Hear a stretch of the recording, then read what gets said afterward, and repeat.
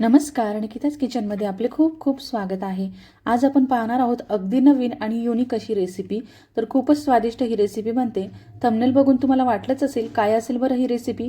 तर अगदी स्वादिष्ट ही रेसिपी बनते. लहानांपासून मोठ्यांपर्यंत सर्वांनाच आवडणारी ही रेसिपी आहे. नेहमीच आपण बाहेर खातो, परंतु आज आपण अगदी हेल्दी पद्धतीने घरीच बनवणार आहोत.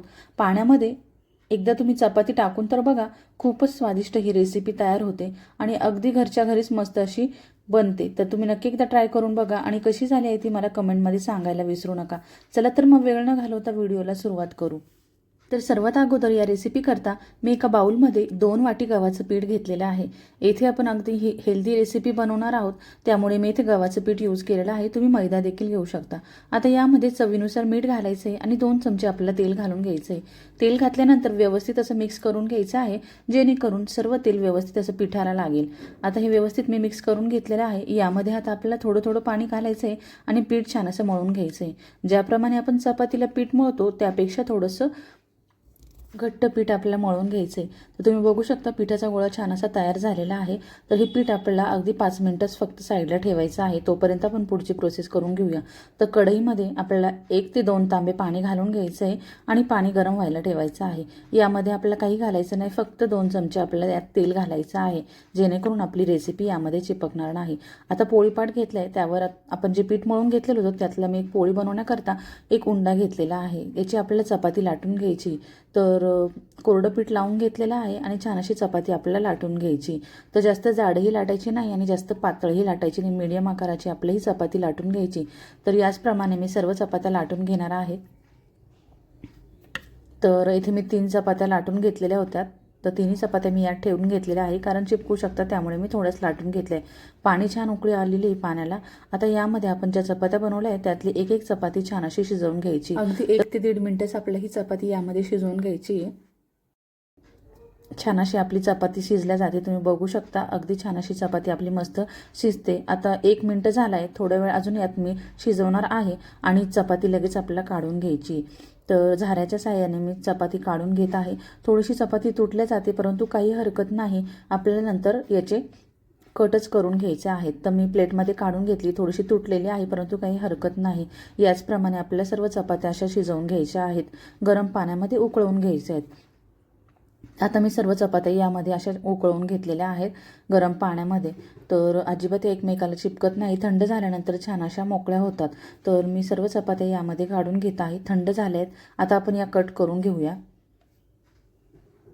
तर आता मी पोळी पाटावर टाकून घेत आहे आणि छान असे बारीक बारीक आपल्याला याला उभे कट करून घ्यायचे आहे. म्हणजेच ज्याप्रमाणे नूडल्स असतात त्याप्रमाणे आपल्याला कट करून घ्यायचे. तर तुम्हाला समजलंच असेल की मी आज गव्हाच्या पिठाचे नूडल्स बनवत आहे. खूपच छान ही रेसिपी लागते. मला तर विश्वासच बसला नव्हता की इतके छान देखील नूडल्स घरी बनवू शकता.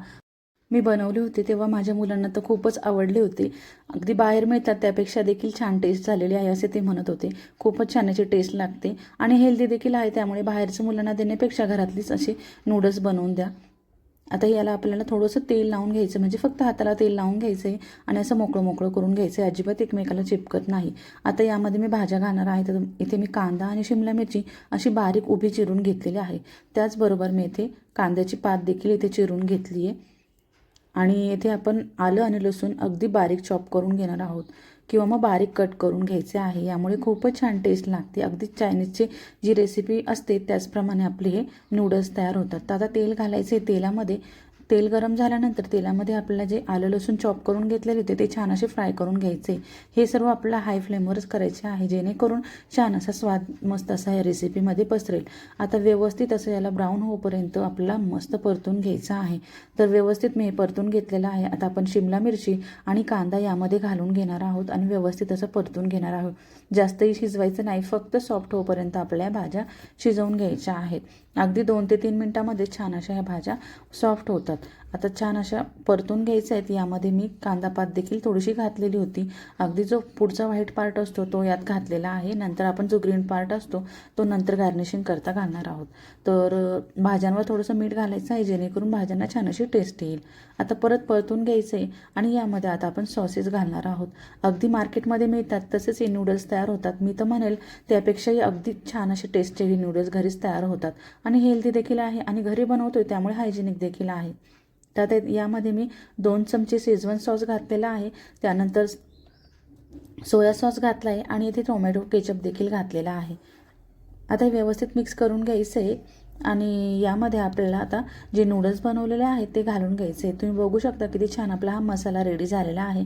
आता नूडल्स यामध्ये घालायचे आहेत, जे आपण बनवून ठेवले होते चपातीचे ते व्यवस्थित यात घालायचे आणि मिक्स करून घ्यायचे आहेत. तुम्हाला विश्वास पटणार नाही, खूपच छान आहे, टेस्टी होतात. रेसिपी बघितल्यानंतर लगेच तुम्ही करायला घ्याल अशी स्वादिष्ट ही रेसिपी बनते. तर नक्की ट्राय करून बघा आणि तुम्ही माझा हा व्हिडिओ कुठून बघत आहात ते मला कमेंटमध्ये नक्की कळवा, म्हणजे माझा हा व्हिडिओ कुठून कुठून बघितला जातो हे मला समजते. आता हे व्यवस्थित मिक्स करून घ्यायचं आहे. अगदी 2 ते 3 मिनिटांमध्येच आपले हे मस्त नूडल्स तयार होतात, कारण हे आपण अगोदर शिजवून घेतलेले आहे, त्यामुळे जास्त शिजवायची देखील गरज पडत नाही. कधी पीठ मळलेलं असलं तरी तुम्ही चपाती बनवून पटकन अशी शिजवून असे नूडल्स बनवून घेऊ शकता. आता यामध्ये जे कांद्याची पात आणि कोथिंबीर चिरून वरतून घातलेली आहे. मस्त आपले नूडल्स तयार झाले, बघता क्षणी खायची इच्छा होईल असे मस्त हे नूडल्स लागतात. तर नक्की ट्राय करून बघा. आता प्लेटमध्ये मी सर्व करत आहे. एका प्लेटमध्ये आपण आता हे काढून घेऊया. खूपच स्वादिष्ट हे लागतात. तर तुम्ही बघू शकता किती छान असे आपले हे नूडल्स दिसत आहे. मार्केटमध्ये लागतात त्यापेक्षा खूपच छान याची टेस्ट लागते आणि त्यामुळे नक्की एकदा ट्राय करून बघा आणि कसे झाले आहेत ते मला कमेंटमध्ये सांगायला विसरू नका. चॅनलवर जर नवीन असाल तर चॅनलला नक्की सबस्क्राईब करा आणि माझी ही रेसिपी बघितल्याबद्दल धन्यवाद.